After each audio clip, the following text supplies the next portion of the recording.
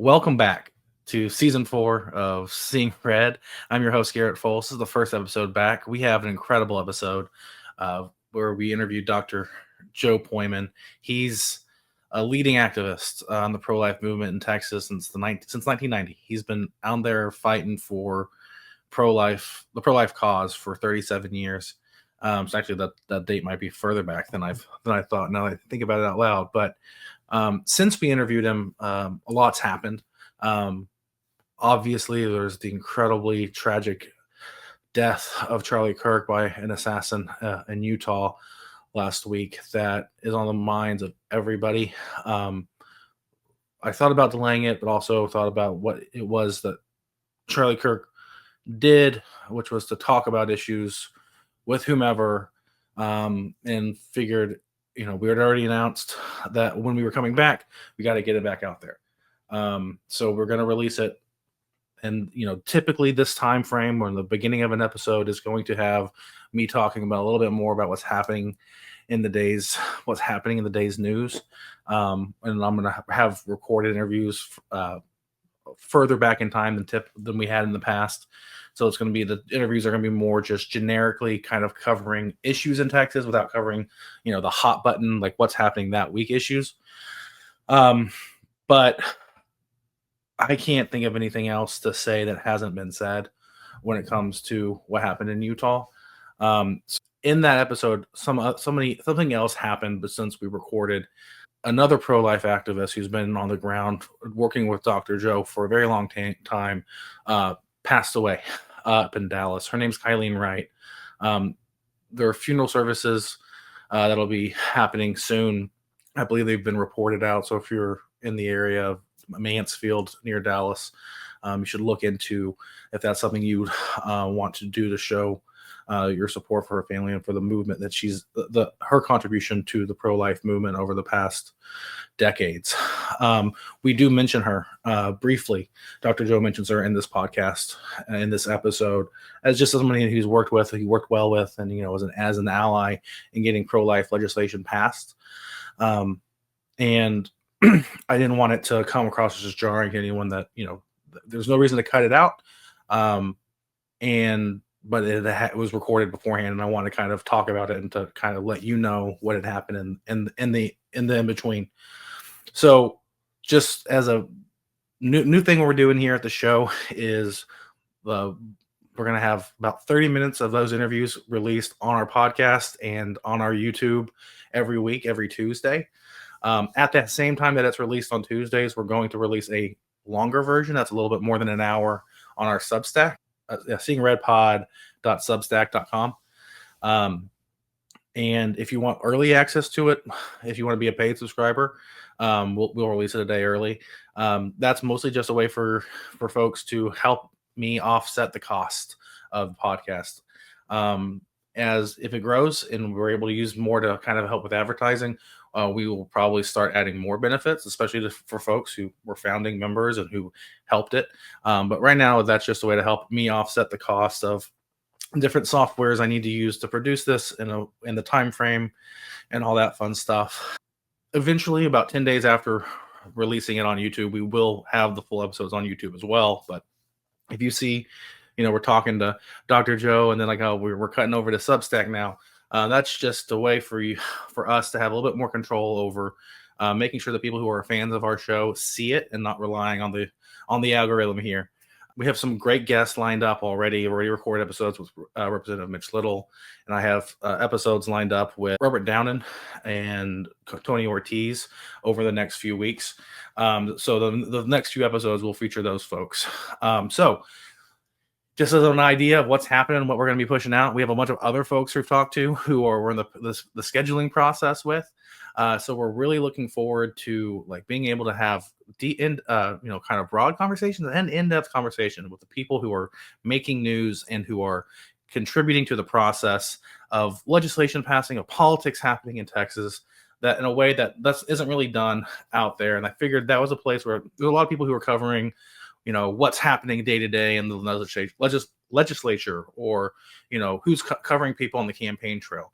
And I think it's a little bit more interesting for the folks who are following our show to be able to kind of have an idea of the larger picture at play a little bit more in-depth talk on a given issue instead of just what the talking points are when that issue is hot. So that's what we're going to be trying to do here with the revamp of the show.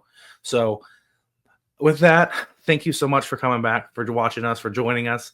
And I'm going to cut now to the interview with Dr. Joe. So hopefully you'll stick around, and make sure you like and subscribe, and go follow us on Substack. It'll be the first thing in the description, so that you can watch the full interview and get it into your inbox that whenever we release episodes each week. Thanks.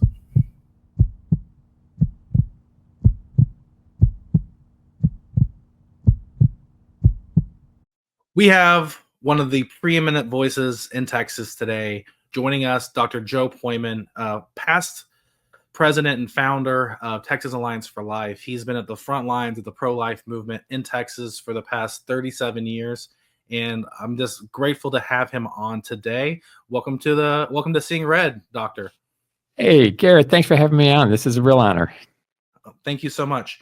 Well, let's just jump right into it. The past legislative session, we had the special session of the 89th, the special session number 2. I believe it was HB 7, but you can correct me if I was wrong on the bill number.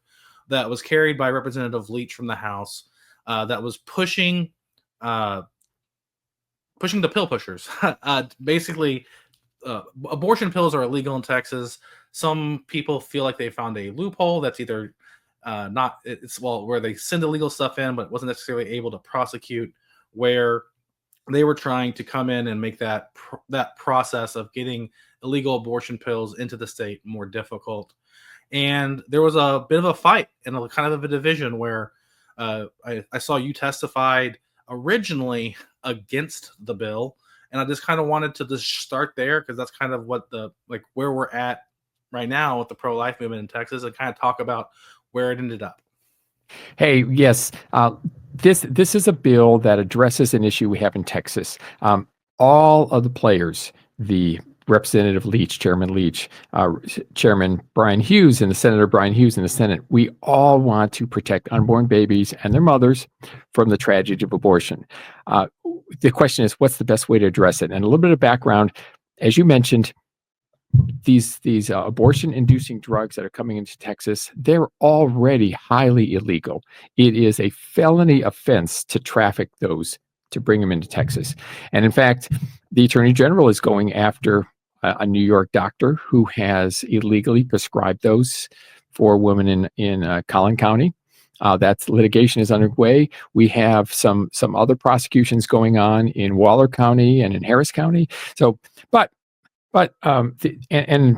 when our law went into effect a few years ago, shortly after the Supreme Court overturned Roe versus Wade, that was the Dobbs decision, and that was in June of 2022, a law that the legislature had previously passed a year before went into effect, the Human Life Protection Act, a very strong criminal law, the best in the country, if I can say that, really is the best in the country. It makes it extremely highly illegal to perform an abortion except to save the life or health of the mother, or to traffic these abortion pills. But we all recognize that to some extent, and nobody knows how much of an extent, these bills are being mailed in or trafficked into Texas regardless. DAs aren't prosecuting them like we hope. It's happening, whether it's thousands, some people say tens of thousands. There's not really reliable data, but they're happening. So how do we address that? House Bill 7 was an attempt to allow citizens in Texas, actually any individual in Texas or in the United States or actually in the world, Garrett, can bring a lawsuit in Texas to sue someone who is illegally trafficking those abortion-inducing drugs into Texas. They're dangerous for the baby. Well, they're fatal for the baby. They're dangerous for the mother. So this is a policy that we need to support. But the bill that was introduced, House Bill 7, had some flaws, and it had the pro-life movement divided. We all have the same goal: keep those abortion-inducing drugs from coming into Texas, protect women and their babies, and at the same time promote compassionate alternatives to abortion, which Texas provides vast resources for women with unplanned pregnancies. The initial bill, which I testified against, along with the Texas Catholic Conference of Bishops, along with Texans for Life, Kylene Wright's associated with that. We all testified against that bill. Why? Well, the initial draft, which was quite a long bill, many, many pages, basically had two flaws that we needed to see fixed. One of them was that a woman could be forced to give a deposition in court, even if a lawsuit hadn't been filed. So, first of all, any individual in the country can bring a lawsuit and recover $100,000 for a violation of the law, at minimum $100,000. And before the lawsuit's even filed, the woman who is suspected of having an abortion can be deposed, can be forced by a judge to give a deposition. And her name, some of these have already happened under the Texas Heartbeat Act. The woman's name ends up in the media. This just isn't the way to help women, in our view. This just isn't the way that we want to do that. We want to provide alternatives to abortion and not shame women, not prevent her from going to support groups that minister to women after abortions, and there's a lot of those women who seek that out. We don't want to provide an opportunity for boyfriends or husbands who are angry at the woman, or exes, or a pimp, for trafficking these women. We don't want to give them an opportunity to harass or harm women. And then the second thing is, let's talk about this lawsuit, $100,000, which would be awarded to an individual who is completely unrelated to the tragedy of the death of the unborn child. Just any individual can bring these lawsuits. Could be from another state, could be from Europe, who knows, Mexico, whatever. Completely unrelated. And there's been a couple of district courts in Texas that have already found that type of mechanism, lawsuits being brought by someone who is not harmed by what's going on, have found those unconstitutional relative to the Texas Constitution. And frankly, it invites bounty hunters who are just after a cheap, easy $100,000 or more because of the death of a baby, a tragic death of a baby, to whom they're completely unrelated. So that's not a pro-life state. That's not a pro-life policy. So our three groups objected on those bases. And you know what? Representative Leach, with some negotiation and discussion, a lot of discussion, changed the bill substantially so that those problems were mitigated. And we thought, okay, he's made a good faith effort. We think the law still may have unconstitutional problems, but it's been addressed substantially. The threat to women's threat to her anonymity, to threat to her being harassed, has been greatly mitigated. So all three groups got behind it. Texas Line for Life. The House did pass it, and just recently, then the House did pass it. Went over to the Senate. It was passed in exactly the same form. That bill has been sent to the governor's desk. So that was a happy story. Released, and hopefully by the time this is released, the governor will have signed it. Yes, but that's right. There's going to be some delay in that. So apologies. That's right. To our listeners if that's old news to you. Well, we do believe that the governor does support it in its current form. Yeah.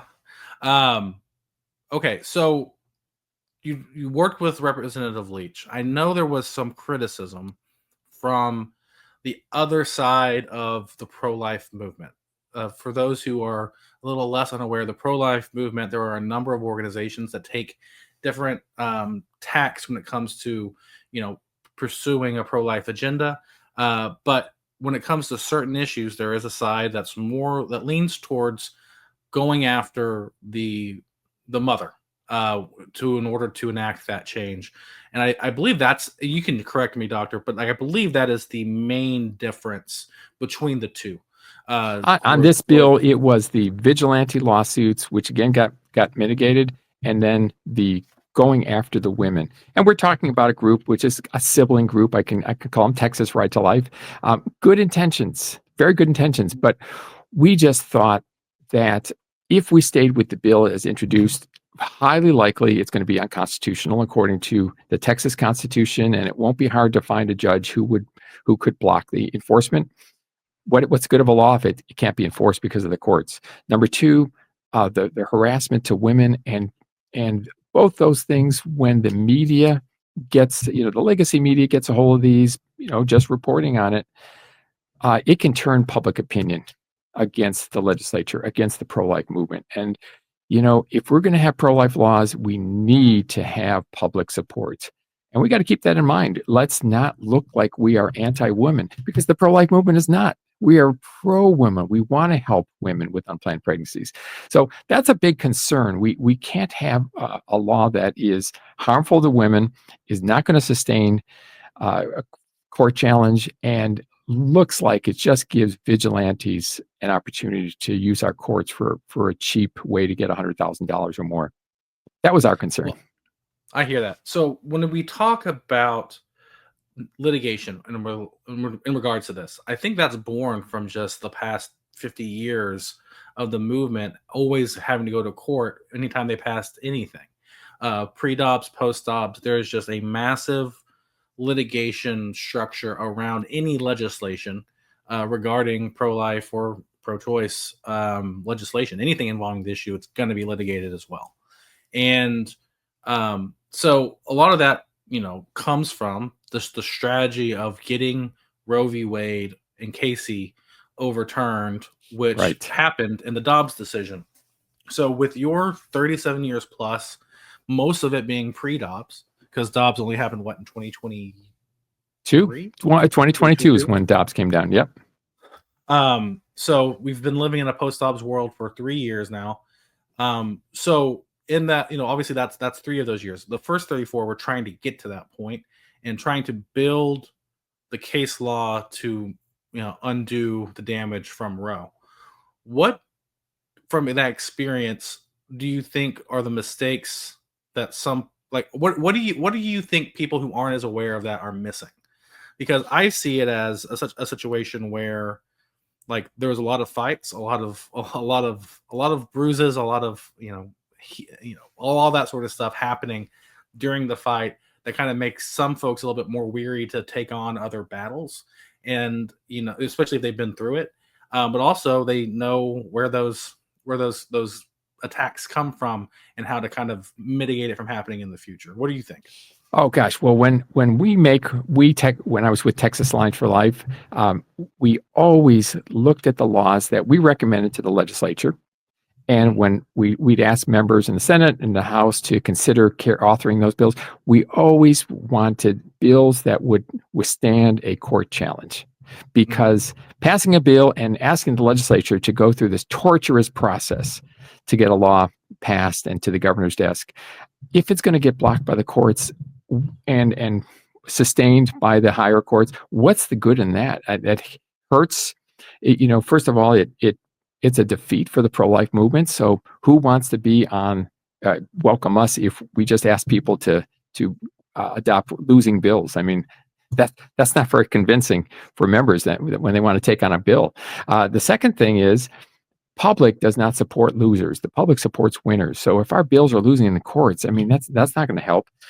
Number three, if the state passes a law that gets blocked in the courts, the other side, the pro-abortion side, is going to get attorney's fees, and that can go into the millions of dollars.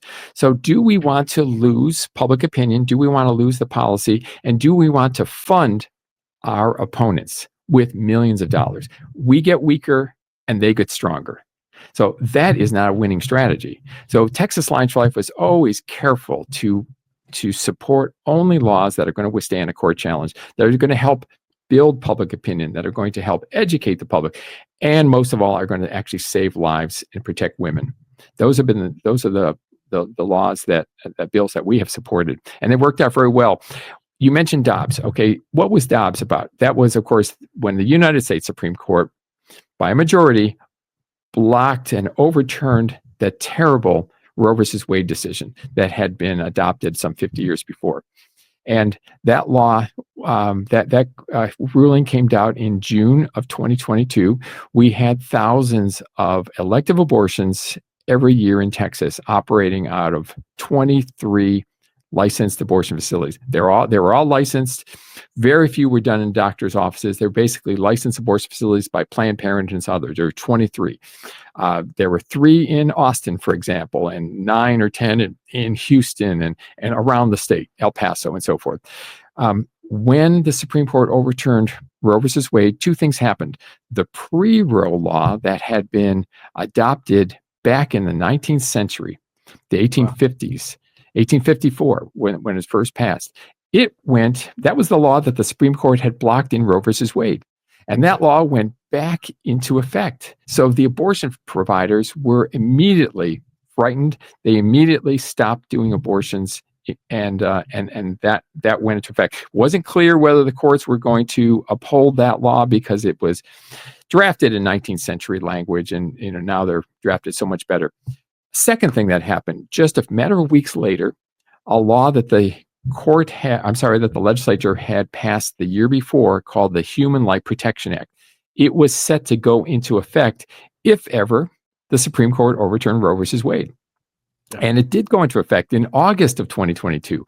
That was the last nail in the pro-abortion coffin. That sealed it. All the abortion facilities, they relinquished their licenses to practice medicine, or they let them expire. Not a single legal abortion was performed after that. Only abortions, except to save the mother's life, and it had a very important life of the mother exception. So that was a great success story, but immediately there was a court challenge. And a court challenge of several women who claimed that the abortions weren't able to be done to save their lives, or that the law should have allowed them to have abortions in very difficult cases when the baby had a terminal diagnosis or a life-limiting diagnosis. We're talking about trisomy 18 or some other really tragic cases, and just really difficult cases. They wanted to have abortions. That case went all the way up to the Supreme Court, and the question is the language ambiguous? Is it unclear? Is it overly restrictive? And the Texas Supreme Court, on a 9-0 opinion, completely upheld a law. They said it is constitutional relative to the Texas Constitution, and it's clear for physicians to understand what's an elective abortion and when is there an abortion necessary to save the woman's life. And they completely upheld the law. And by the way, doctors are able to perform abortions to save women's lives in those very rare and very tragic cases when it's really necessary. Are there any numbers on how many of those abortions, those legal for the life of the mother abortions, took place in Texas over the past few years? It is. We do have numbers because they have to be reported. First of all, they're not done in these freestanding abortion facilities that were poorly regulated. They're all done in hospitals. And we're only talking about, it's human lives, but we're talking about 5 to 10 per month. Now, that's in a state, Garrett, where we have some 400,000 pregnancies every year. So we're talking about maybe 100, maybe 60 to 120 of these abortions done to save women's lives in a state with 400,000 pregnancies. So I think the law is working in that in those rare cases, doctors can perform those abortions to save women's lives. No doctor has been prosecuted under the law. No doctor has been sued. No doctor has lost his or her license. No woman has lost her life for lack of an exception in our law. So I think it's been very successful. I really applaud the legislature and the governor for passing and signing into law the Human Life Protection Act. Who carried that bill? That was by Giovanni Capriglione in the House and Senator Angela Paxton in the Senate. And then Speaker Burrows carried the There was a bill that was passed the same session called the Heartbeat Act.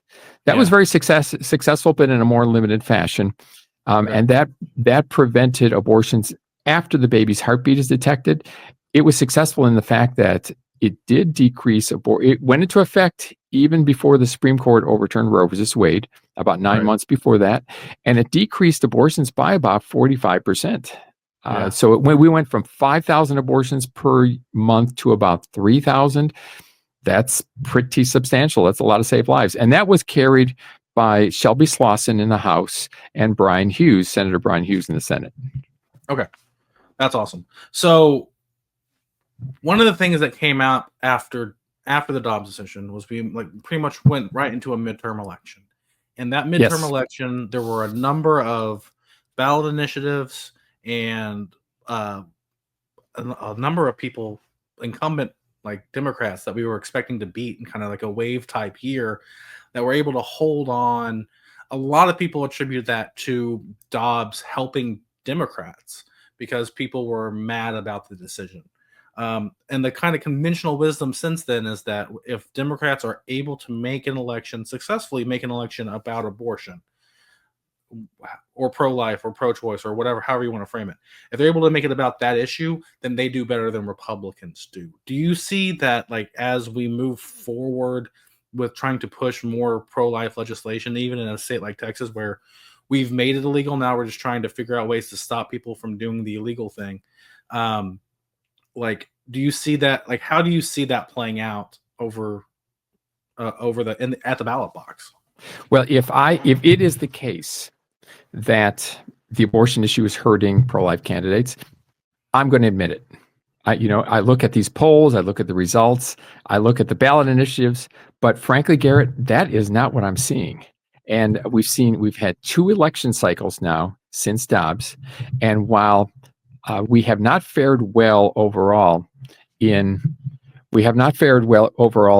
those states that had those ballot initiatives. We've only won 2 of them out of how many? About 8 or 10.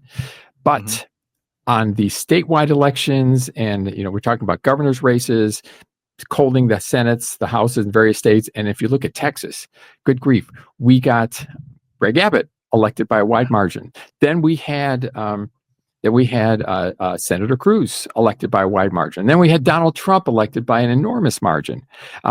We held the Texas Senate, we held the Texas House, and if it's having the effect, we would see losses of seats. And we were preparing this last election cycle. We were thinking, oh gosh, Garrett, we're thinking, what is it going to be?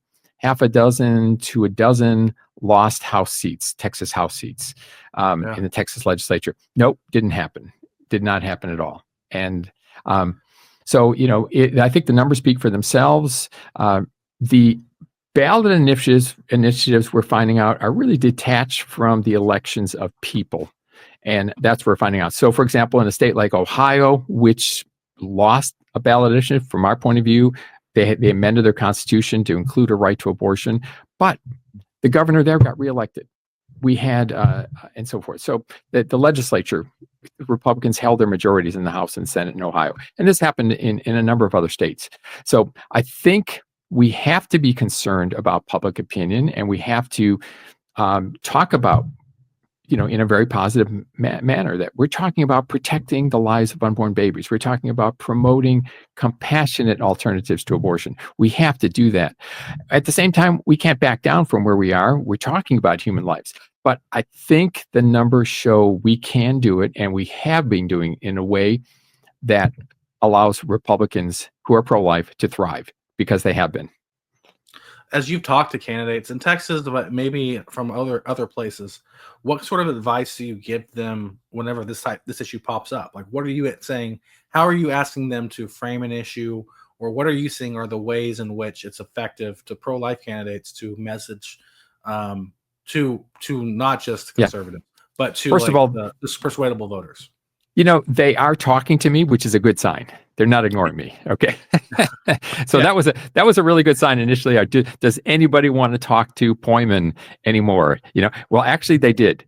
And we help them talk about the hard cases. If the woman is tragically raped and becomes pregnant, how do you handle that? And the governor of Texas, Governor Greg Abbott, did not back down on that issue. He held firm, and it worked. It worked. It wasn't not in a mechanical sense, but he was completely honest and explained the issues. Yeah, we have to treat women. We have to prosecute those people who redouble our efforts to prosecute rapists. He did make that point, and also pointed out that hospitals have treatment, morning after pill, which is not an abortifacient. It doesn't take the life of an unborn baby. It prevents pregnancy, and that is is available, and we need to promote that. That was a great point.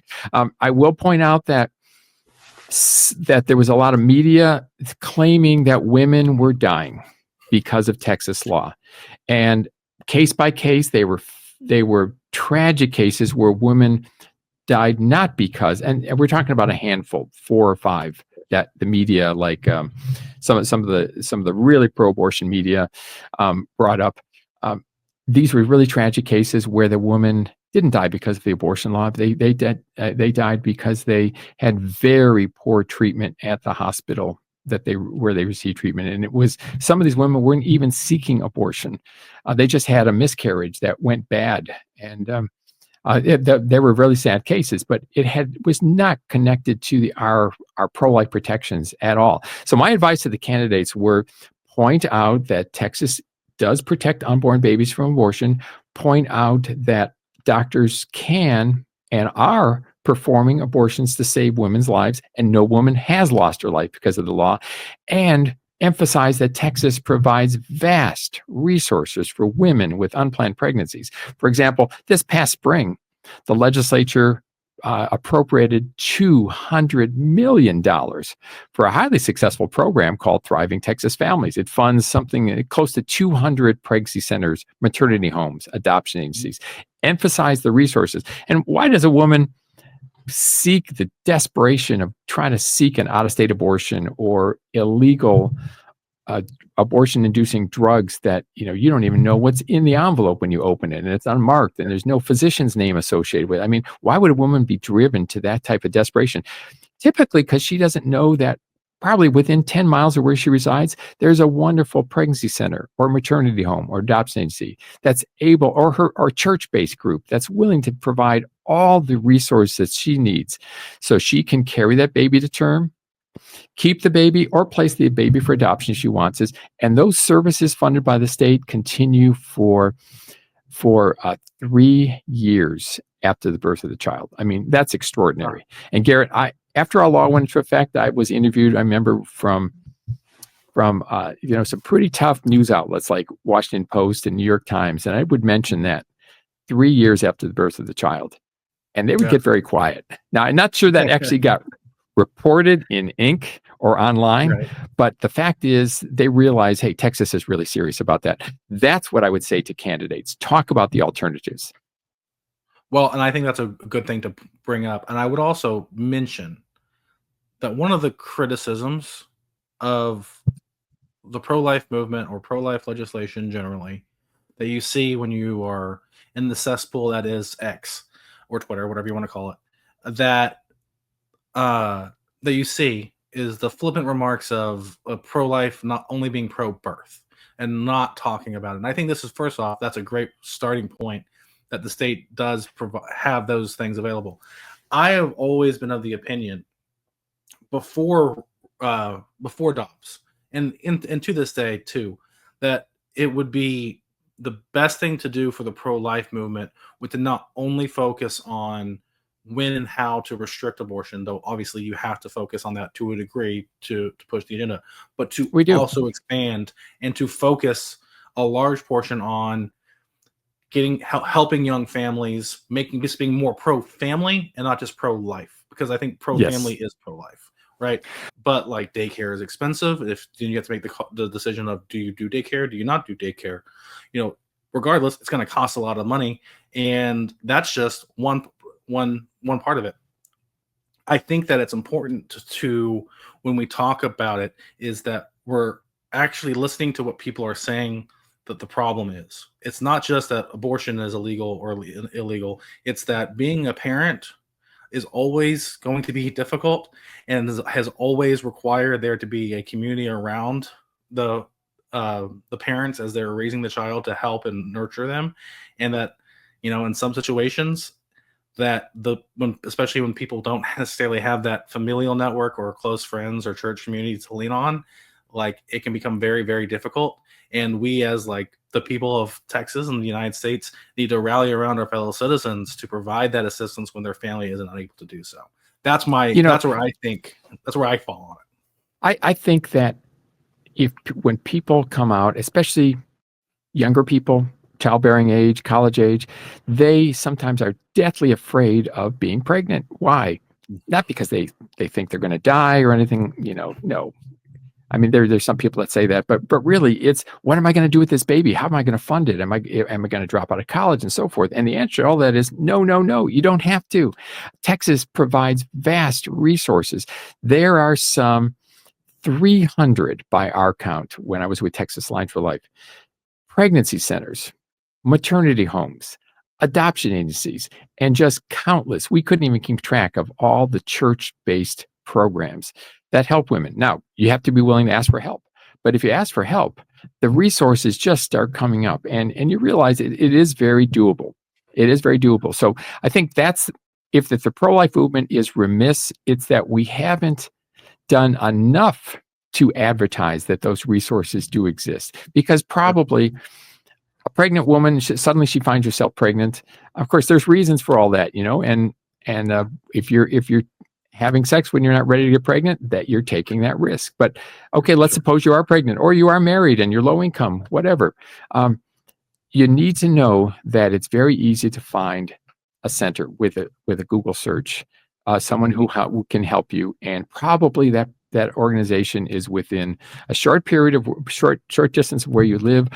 All their services are free, and this pro-birth stuff, it just is such a trivial, it's such a trite stereotype that's just kind of ridiculous. But whenever I go to these pregnancy center dinners, and there's just some 300 across the state of Texas, I mean, that's just vast resources.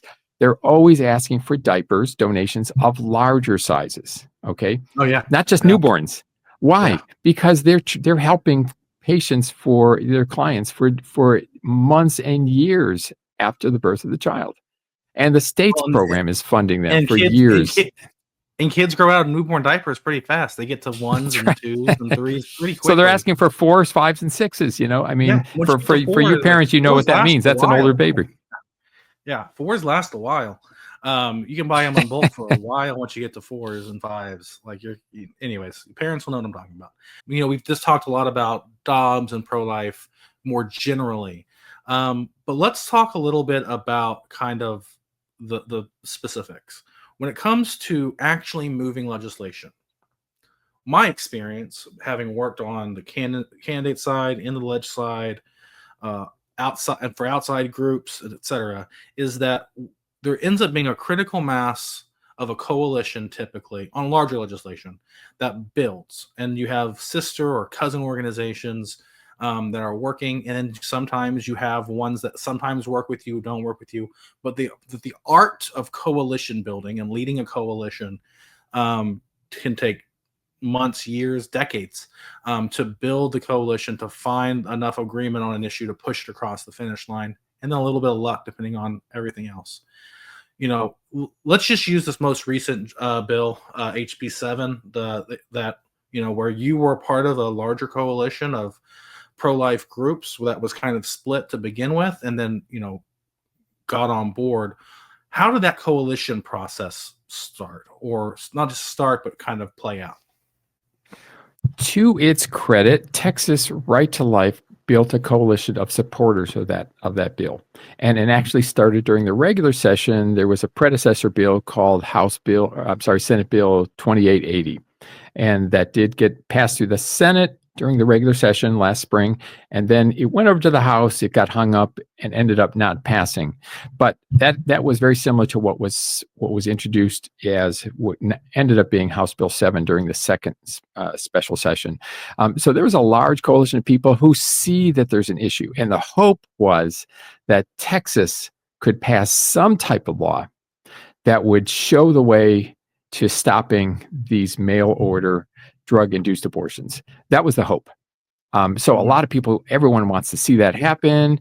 Texas has the firepower in the legislature. It's got a favorable leadership in the House, with Dustin Burrows, fantastically pro-life. In the Senate, Dan Patrick, fantastically pro-life. We owe so much to both of those. And then, of course, we got a governor who will sign, pro-life, reasonable pro-life bills. So if we can get this through the legislature, the thinking was, hey, we can show the country, all these other pro-life steps, how they could address this issue. The problem was that I don't think everyone had read the bill. Initially, the bill was more than 40 pages long, and it Okay. had a tremendously complicated. It was, and it had some provisions that would really appear very harsh to the public. And I talked Yeah. about them on a previous session. The vigilante lawsuits, where any person, bounty hunter essentially, can bring this lawsuit because of an abortion. This person is completely unconnected with that. And normally, under Texas jurisprudence, as expressed by the Texas Supreme Court several times, you can only bring a lawsuit if you have been harmed. You just can't bring a lawsuit because you don't like something that's going on. You have to have been harmed. You must have had, auto damage or something, medical malpractice, or you're the person or a family member of the person who was harmed. That can't just be anybody else. So, when it looked like this bill was really moving in the Senate, and this is now we're in the first special session and then the second special session, when it looked like this was really moving, then Texas Alliance for Life kind of stepped up our concerns, and we made those concerns very public, as did the Texas Catholic Conference of Bishops, which is a very formidable, very productive pro-life organization, because let's face it, there's a lot of Catholics, and the bishops of Texas are very active in that. And the governor pays attention, and everybody pays attention to them. And then, of course, Texans for Life, a group that's been around for decades. They're based in the Dallas-Fort Worth area, Arlington, but they've been around for decades, very knowledgeable. Kylene Wright is the name associated with that. She's one of the most productive and well-known pro-lifers leaders in the state. So we kind of decided we had to call the attention to the flaws in this bill, and it was not well received at first. But sometimes you have to, because you love the state, because you love the issue, because you want to protect the members and the governor from doing something that might have unintended consequences. We thought it was really our duty and our responsibility to raise these concerns. And frankly, it's not something I like doing, publicly showing a split with our fellow pro-life groups. It's not something I cherish, but sometimes you have to do that. And I'm glad we did, because both the Senate author, and of course Jeff Leach, the House author, and they saw that, agreed to make some very fundamental changes to the law, and I think it did get passed. I think the governor's going to be proud to sign it, and we hope that it will decrease the numbers of abortion-inducing drugs, these abortion pills, awful abortion pills, being mailed into Texas. That is our hope. One of the issues I heard during that testimony was about the fact that some of these pills are not outright illegal in Texas because they have other medical. They're approved for something else. They might be prescribed to these women for off-label in this situation, or could just be off-label regardless. But like some of the, and I don't know the specifics, and I apologize. You might want to explain that. But some of the medications, because they're medications in their normal form, are used to treat normal things. But when a woman who is pregnant takes them, it kills the baby. Right. So what is the solution to that? How do you fix that? If they can just go to Mexico or get prescribed, maybe they, I don't want to give people ideas, but it's not necessarily that difficult to get a prescription for some things, even on this, depending on the situation. So how do you fix that? Well, using these drugs, like for example, the common method is there's two drugs, and without getting too technical, those drugs can each be used for legitimate medicine. For example, treating a woman after she's had a miscarriage. By miscarriage, I mean the baby has died, but there needs to be medication to help her expel the baby before she gets an infection, and or bleeds excessively, and so forth. So there's legitimate things. But when those are being used for that purpose, she's going to see a doctor. She's going to be inspected by a doctor. There's going to be a prescription. There's going to be a pharmacist involved. So that's all legitimate. These bills were very carefully crafted by Senator Brian Hughes and by Representative Jeff Leach, so that those legitimate uses would not be impeded at all, and they're not. Okay. So that was clear to everybody. The law can't be used against doctors who are practicing medicine in Texas. because we already have other laws that prevent misuse, all that. So Okay. this was about the out-of-state things where the woman is not seeing a doctor. She might go to some website. There's not even any assurance that she's an adult, or that she is even pregnant, or that it's not a boyfriend or a pimp Right. getting these just to be used against a girlfriend or a wife or someone who's being sexually trafficked. So it's actually pretty easy to differentiate that. They're coming in from out of state. There's really no physician involved. It's not a doctor who's licensed to practice medicine in Texas, even if there's a doctor involved at all. So it was actually pretty easy to differentiate those, and the law is going to be very clear with that respect. Okay. What are some of the areas now? Texas has done so much on pro-life. What are some areas that you think Texas can improve, and what are some areas that some things that Texas let's say on areas where Texas can improve, but like what are some areas Texas can has led the way that you haven't really seen other states pick up that you think are at this point, Texas has shown that they are easier to prove, be the case study and push the pro-life movement in other states. Well, we do have about 400,000 pregnancies every year, and about 380,000 births. And so there's a lot, and the vast majority of those go perfectly fine. They're perfectly well. Mm-hmm. Many of those are unintended, and maybe about 1 in 5 are unintended. So again, we need to continue to build that. I call it an infrastructure of agencies that provide and church-based groups that provide compassionate alternatives to abortion. And we need to advertise that better. So that's one thing that we can do. And the pro-life movement was so well prepared when Dobbs came down in June of 2022, because we already had these vast numbers of agencies. But we need more. They are always popping up all the time, all over the place. It's just really heartening. Need to expand their services, more training and so forth, more advertising that they exist. So that's one thing that we can do. I would like to see district attorneys actually take this law, which I mentioned already, the Human Life Protection Act. That's the one that completely protects unborn babies from abortion, beginning at conception, first-degree felony offense. I would like to see some prosecutions. Why are these DAs not prosecuting when this is happening? These pills are being mailed in. It's already highly illegal. Why are they not setting up sting operations? Right. I know there's difficulty getting evidence, and a lot of these things, drugs are being mailed in with unmarked envelopes, but I just think there's room for that to happen. The legislature has passed great laws. People say, what other laws do we have? I'm not sure we need any more. I think we just need to enforce the very excellent laws that we have right now, that the legislature has passed and the governor has signed. We just need more of our DAs. And, the Attorney General of Texas has been doing a sensational job, but there have been court rulings that says the the Attorney General of Texas cannot unilaterally bring criminal prosecutions, must be invited in by a local DA. And that's the case in election law. There's been a lot of controversy about that, how the DA can't unilaterally bring, enforce election laws unless invited by a local DA. Same with abortion, same with other criminal laws. So it's up to the DA. So we need that. I'll tell you one where Texas has really led. I'm so proud of Texas, was this Human Life Protection Act. Completely protects the unborn baby, but also a law that was passed back in 2003.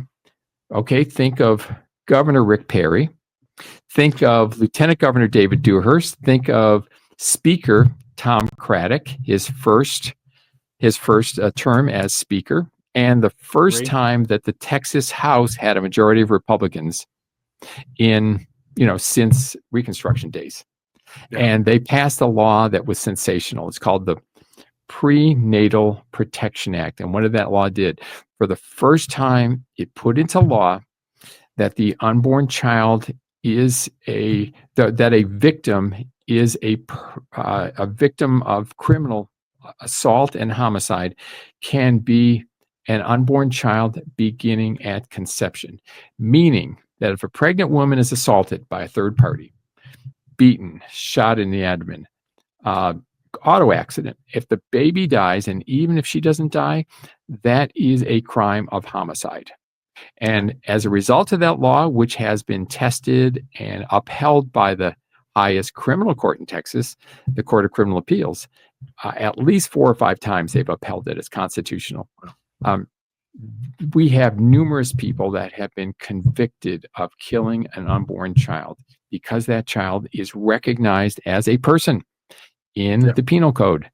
And if the child wrongfully dies, say in an auto accident or some other reason, the mother or the father of the child can bring what's called a wrongful death lawsuit. And those have been brought. So that was a great law. I think was a great example to other states, and it's working very well. Interesting, those people who profess to be pro-woman, Planned Parenthood, some of the women's victims' rights organizations opposed that law.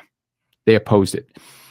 Even though the woman is assaulted against her wishes, quite obviously, she wanted to give birth to the child, but Planned Parenthood cared nothing about her right to give birth to the child because it would mean recognizing that unborn child that everybody knows biologically is a person. Okay. What has, you talked about what was just happened, that bill was passed in 2003. That was 2003. 22 years ago. Yes. We have a new governor. We have a new lieutenant governor. We've had several speakers. Speakers. How has that changed in Republican leadership at the top on the legislative and executive side? How has that influenced what could and couldn't be done for the pro-life movement over the past 20 years? Good question. Good question. I think if I think of the Republican Party and the pro-life movement, they're kind of a synergism, kind of a scientific. One feeds positively the other and vice versa. As the Republican Party grew in Texas in prominence and electoral success, the pro-life movement was able to grow. As more pro-life voters became involved, they would help elect the Republicans who were pro-life. And that was virtually all the Republicans were pro-life and continue to be pro-life. So there was we'd get more Republicans elected. They would help pass pro-life laws that would encourage more voters who were pro-life to get involved in elections. A lot of them started getting it. They'd understand we can't just talk about it. We can't just complain. We got to get out and vote. We got to get out and work for these candidates and pro-lifers. So it really was a synergism, and it was a marvelous thing to see when I first got in my 37 years involved in Texas Lines for Life, to watch that happen. At the beginning, it was very rudimentary. We were disorganized. We didn't have much substance. We didn't have substantial groups. We didn't have much money. The Republican Party started making gains in the 90s and more and more. Garrett, our first really substantial pro-life law was 1999. And you compare that to where we are now, it's almost amazing to think that our first law was a parental notification for abortion bill. It meant that a doctor, before he or she could perform an abortion on a minor girl, 17, 16, as young as 12 or younger were being performed. There were 5,500 performed every year. Before that abortion could be performed, that doctor had to merely notify a parent or guardian 48 hours in advance. And, that's what the bill did. And it was, the abortion people claimed the sky would fall if that would happen. It would be terrible. I mean, there would be blood running in the street from women, from girls who had, no, none of that happened. We did see something fall, and that was the abortion rate for minors dropped dramatically. The birth rate for minors dropped dramatically, believe it or not, and the pregnancy rate for minor girls dropped dramatically. And there was a peer-reviewed study done from Baruch College in New York that an economist found out, it was causality. It wasn't mere chance. It was causality. The parental notification law caused a drop in pregnancies, abortions, and childbirth. And that was the first thing we had, but that was amazing because we gained public opinion. We showed results. The elected officials were like, "Hey, we do like pro-lifers, and we were showing gains, and it was all worth it." And then we got a little bit more the next session, a little bit more the next session, and then we do like incrementalism, but the Human Life Protection Act passed in 2021 and went into effect 2022 it wasn't incremental. It was like an end zone pass. It was like an 80-yard pass into the end zone. It was caught and sustained by the court. Yeah, it's been fantastic. Okay. On the ground, we're talking about the legislative side. What you're talking about the fights starting that you've been involved with, starting in the 90s. That one last one you mentioned passed in 99. So Bush would have been president, Perry would have been lieutenant governor, and in 99, Perry would have been lieutenant governor, and you would still would have had a Democratic House to deal with. So how did you find a way at that time to work pro-life legislation through a Democratic chamber? Well, we had a governor, George W. Bush, who wanted to be president, so he needed some creds. And it's always nice when the political expediency lines up with good public policy. But I mean, George W. Bush was pro-life, and he wanted that law to pass, so he put a lot of pressure. Lieutenant Governor Rick Perry, he wasn't governor yet, he was lieutenant governor. He twisted arms to get that through the Senate. And then we had, it was Pete Laney was speaker, and it was a majority Democrat. But those Democrats, a lot of them were conservative rural Democrats, and they didn't want to go home saying that they voted against parents' rights. We framed it as a parents' rights issue. Parents have a right to know whether somebody's performing invasive surgery on their young daughter. Parents have a right to know that. So the polls showed that. We did a poll that showed very high support among Republicans, independents, and even Democrats. So we got enough Democrats on board to pass that law, and it was a good public policy. Well, a lot of people who are listening are probably going to be people who aren't necessarily in the pro-life movement, but who are very involved in Texas politics. And, just listening to the timeline for you of, 37 years on this issue, I think you said you probably had your first big win, if doing my math right, about 8 years into that. Yes. And then, another huge win about 5 years later, and then building on it to where we are now, where you have the large pieces of everything you want. Now you're working on the details to really just hammer home what the best public policy for this issue is in our state. What advice do you have for folks who are working on a different issue to keep the motivation to keep working on that issue? And like any advice to not just on motivation, but on strategy or anything, to kind of have that 30, 40-year vision on an issue instead of just worrying about what happened in the last special session or what will happen in the next regular session? Yes, that's a really good question. And we got to be careful. Really good one for this half. Well, I think it's really important for any issue that the activists and the leaders can't just frame it and use jargon that appeals to their hardcore base. You've got to realize we've got to win over the middle ground, the undecided middle. If you think of a pie chart, and a third of that pie chart is your base, the people who believe as strongly as you do. And there's a third that are just against you. You're not going to convince them in any large numbers. But there's this undecided middle. And if you can bring that undecided middle, that third undecided to your side, then you've got 2/3 of the electorate. So let's not just come up with language that talks to yourself and alienates that middle third.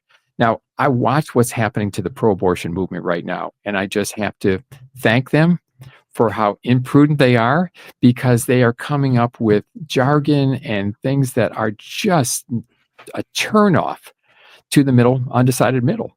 They're talking to themselves. They're frustrated. They're talking to themselves. And I say, folks, stay on that track, because you're turning off the people you need to. Meanwhile, the pro-life movement, we have to remember, let's not be strident. Let's be who we are, which are very welcoming, compassionate people. We have, frankly, a huge percentage of our movement is populated by women and men who have been involved in abortion. Let's listen to them. They didn't have abortions because they wanted to. They did it because they have to. So let's for any cause, let's realize you can't alienate that base. And sometimes it's going to be session after session. And in Texas, it's every 2 years. Of course, Garrett, in recent years, it's every 2 years plus a whole bunch of special sessions in between. But the point is, it takes time. Real change takes time. And if you look at other great movements, and I think the pro-life movement is a great movement in the history of our country, the civil rights movement, it took decades to get where they are. And it really started after the Civil War. To move public opinion, and it was not really happened before the Civil War, honestly. Before the Civil War, correct. So these great movements take a lot of time, and you have to do that and make sure that the middle ground is comfortable with it, so that you don't risk having a backlash.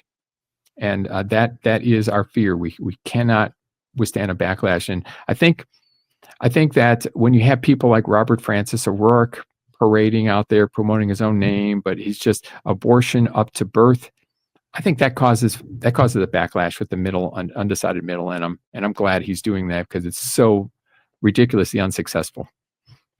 I will say this on this issue, but I see it also on immigration and some other hot topic issues, is that whenever somebody develops an opinion on that issue and they say that they're pro-life, they then assume everyone who says they're pro-life has the same, or pro-choice or pro-wall or whatever, has not only, if somebody has the same identifier as them, they assume that they must agree on every single small point. But like you mentioned, when you're talking about that undecided middle, the pro-choice people are going to be, pro-choice, pro-death, whatever, are going to be, they're going to be abortion till birth. Till birth. We're going to be abortion protected at conception, right? The middle wants something kind of in the middle, and then you really, to use the biblical term, and unfortunately a bad pun, you can't split the baby here. So there's going to be different kind of, how you go about that change. But the Democrats' position at its most extreme is very unattractive. But our position, the pro-life, quote unquote, the one ascribed to pro-life of the death penalty for the mothers, is also very unpopular. If you look at the thing, and most of the people are gonna look at it and say, like, both of these people suck. But all of that to say is, when you're talking to folks, if you're a pro-life activist, if you're really into gun rights, or if you're into anything, any major issue, if you're an activist and you have a single issue that you're particularly involved in, whether or not you're a single issue voter, like, whenever you say that you're pro-immigration and you're talking or you're pro-life and you're listening to what other people have to say, when they say they're pro-immigration, ask them the question, when you say that, what do you mean? And then try to hash out where your differences are and have those conversations. But all that to the larger point, sorry, doctor, is like, what do you see as, where is the equilibrium between the two the craziest people on the pro-choice side or the pro-life side? Like, where is the new normal of, and then to move for the middle, not for necessarily for where you think it is, but where do you think the new normal is, so that we can kind of push that Overton window in our direction? Well, if we can hold these gains that we have, which are substantial, if we can hold these gains for another 5 to 7 years, for a decade after the Supreme Court overturned Roe v. Wade, if we can hold these, I think that will be the new normal. People get used to it. They'll realize, you know what? Society continues to thrive. Women continue to advance in society, more women than ever, even with our laws that completely protect unborn babies from abortion. Women are still enrolling in college more than ever. They're advancing in medicine and science and in the arts. They're advancing economically. They continue to advance in society by all reasonable measures. as they see that, they're going to realize, hey, you know what? Whatever I heard about these crazy pro-lifers, actually not that crazy at all. It actually makes sense, and so forth. Now, there is a danger, and I think you alluded to it a moment ago, and that is these very small but very noisy fraction of a group called the abolitionists. These are folks who style themselves as abolitionists. They want to abolish abortion. Well, if that just means making abortion go away, yeah, we're there. But they have a special meaning for that, and that is to enforce the laws by prosecuting women who have had abortions, including, and they are very insistent on that, the penalties must include the possibility of the death penalty for a woman who's had an abortion. Death penalty. Highly unpopular with that middle ground. First of all, very unjust for women. This is women with an unplanned pregnancy need to know about the compassionate alternatives to abortion that the state and nonprofit organizations and churches provide to them. They don't need to hear about the threat of the death penalty or jail time. That is not what we should be doing for women who have unplanned pregnancies. So it's just not the best thing for women at all. It's very counterproductive for women. It will drive women away from pregnancy centers and maternity homes because they don't want to go there and then be referred to a DA, if they're considering abortion. That would be awful. So, and we would lose public opinion so fast if we or any state started prosecuting abortions. That is the fastest way to turn Texas on the abortion issue with regard to public opinion into a New York, in Illinois, a California, or a New Mexico. I mean, where states have completely lost public opinion. So that's a real danger. I will say that the Republican Party of Texas leadership, the state Republican Executive Committee, the chairman, they support criminalizing abortion for women. And fortunately, they have not convinced all but a tiny fraction of the legislature to go along with that. So the past, I think, 5-6 sessions, there's a bill that would do just what I described. It would be terrible. Those bills haven't gone anywhere. I and Texas Alliance for Life got a lot of grief from these folks for advocating against the abolition bill, the death penalty for women bill. We got a lot of grief from it, but you know what? That's part of being a pro-life group, is standing with integrity against sometimes the really bad ideas. But it would be a bad idea. And I think if that did pass in Texas within a few years, it might be just 3, 4, 5 years, our laws would be repealed. The public opinion would turn on us. Yeah. And it would be awful. So we wouldn't have any laws at all. I mean, they'd all get repealed. So the pro-life legislators, they would be voted out, or they would run for the hills and they change their opinions. It would be awful. So it's unjust for women. It doesn't protect babies, and it turns public opinion against us. So we have got to prevent this from moving any further. Yeah, I think when it comes to that part of the issue, people don't look at the second order or third order effects at all. Let's say that they're effective, and they're like, let's say they pass the bill and they prosecute these women. The minimum sentence for a murder charge, I think, is 20 or 25 years. And for murder 1, murder 2, I think, and I don't know how much. I think it's 5 to 99 years for first degree felony offense, but yeah, it's years. Okay.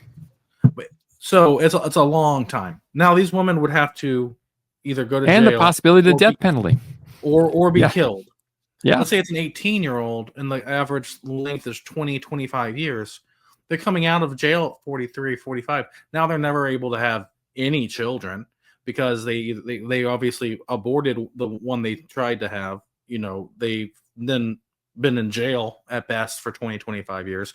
Now that woman's never able to have children. You start kind of running into an issue where those women will never have, like, if this is successful, then you start to run into a population issue. That said, I guess the counter argument would be, well, it's not going to happen. But every bit of social science on this issue I've seen internationally is that even in states, like foreign states, where abortion is illegal, the rate of abortion is still far higher than 0. So abortion's still going to happen regardless. in that at this point, we've abolished it to a point where they've dropped to a very low level. If we want to drop that number down to zero, we have to pursue pro-family avenues so that the women who are in unwanted or in situations where they have unwanted or unplanned children, they know that there's resources available. So that's not a financial death sentence. It's not a societal or social death sentence, and that they're able to then be able to be in a position to provide for that child and be the parent that God wanted them to be. So Yes. that's where I kind of fall on that. And Doctor, we've been talking for a little over an hour now total between both of the versions. I want to thank you so much for joining me. Kind of, is there any place where people can find your thoughts or what you're doing next? Where can they find you? Well, hey, I'm pretty active on Twitter. Joe Pojman is my handle, and I've got a Facebook page right now. And so love to communicate. If anybody's got any thoughts, please contact me there. Love to get a communication. Garrett, thanks so much for having me on here. I'm really honored to be part of your reboot of this podcast, and I'm looking forward to seeing you do great things in the future. Oh, thank you so much, Doctor. And for those who are listening, I know some of us are still audio only. Pojman, his handle's at Joe, Joe. Pojman is spelled Pojman. So just make sure whenever you're going to find him later that you're spelling it right. I've been following him for a long time. He's a great follow, especially if you want to stay in the know on what's happening with pro-life or just anything that he's up to. So, Doctor, thank you so much for joining me. And for everyone else, if you're here, you've watched the Substack, or if you're watching this later on YouTube, if you wanted to see this earlier, go ahead and go to the Substack. You can watch it there. We release episodes every Tuesday, and with new guests from newsmakers across Texas, whether it's candidates, activists, association leaders, elected officials, journalists, and all that. So we want to be a place where we have the conversation kind of about what's happening in Texas without talking about what's happening like day to day, but happening about like the big movements in Texas. So once again, I appreciate everyone for showing up or, being here for this first episode back after a little hiatus. And Dr. Joe, I want to say a special thank you for joining us and for your 37 years of hard work on this issue. And thank you for helping us get to where we are today. Thank you, Garrett.